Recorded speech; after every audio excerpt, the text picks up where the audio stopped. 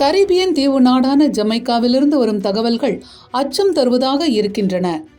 இந்த ஆண்டில் உலகம் காணாத மிக பெரும் சூறாவளி ஜமைக்காவில் மையம் கொண்டுள்ளது. இந்த புயல் மிகவும் மோசமான பாதிப்புகளை ஏற்படுத்தக்கூடும் என்று அஞ்சப்படுகிறது.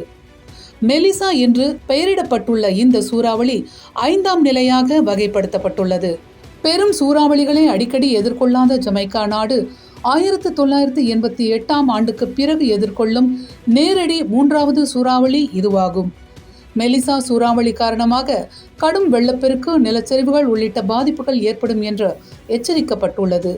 மணிக்கு 300 கிலோமீட்டர் வேகத்தில் காற்று வீசக்கூடும் என்றும், கரீபியன் தீவில் இதுவரை உருவானதிலேயே மிகப்பெரிய சூறாவளி இது என்றும் மெலிசா கருதப்படுகிறது. மெலிசாவின் பரப்பு ஜமைக்காவை விட மிகப்பெரியதாக காணப்படுகிறது.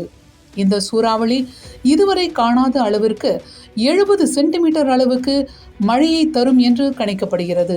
இந்த சூறாவளி இந்த நூற்றாண்டில் அதிக சேதம் விளைவிக்கக்கூடியதாக இருக்கும் என்று வானிலை ஆய்வாளர்கள் கணிக்கிறார்கள். சூறாவளியின் சீற்றத்தால் மக்கள் பாதுகாப்பான இடங்களுக்கு வெளியேற உத்தரவிடப்பட்டுள்ளது. தாழ்வான பகுதிகளில் இருந்தவர்கள் சுமார் 28,000 பேர் பாதுகாப்பான இடங்களுக்கு வெளியேற்றப்பட்டுள்ளனர். மற்றவர்கள் தங்கள் வீடுகளை விட்டு வெளியேற மறுத்துவிட்டனர். இத்தகைய தீவிர சூறாவளியை எதிர்கொள்ளக்கூடிய அளவுக்கான கட்டமைப்பு ஜமைக்காவில் இல்லை என்று அந்நாட்டு அதிபர் அச்சம் தெரிவிக்கிறார்.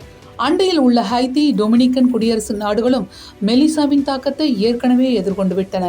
தற்போது மெலிசா தெற்கு ஜமைக்காவின் மையத்தில் இருக்கிறது. இந்த சூறாவளியை செயற்கைக்கோள் வழியே பார்க்கும்போது இதன் அடர்த்தியும் பிரம்மாண்டமும் அச்சுறுத்தும் அளவுக்கு இருப்பதை காண முடிகிறது.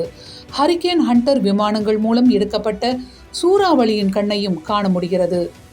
ஜமைக்காவில் கரையை கடந்த பின் கிழக்கு கியூபா வழியாக பஹாமாஸ், டர்க்ஸ் மற்றும் கைகோஸ் பகுதிகளை மெலிசா சூறாவளி கடக்கும் என்று அமெரிக்க தேசிய சூறாவளி கண்காணிப்பு மையம் தெரிவித்துள்ளது.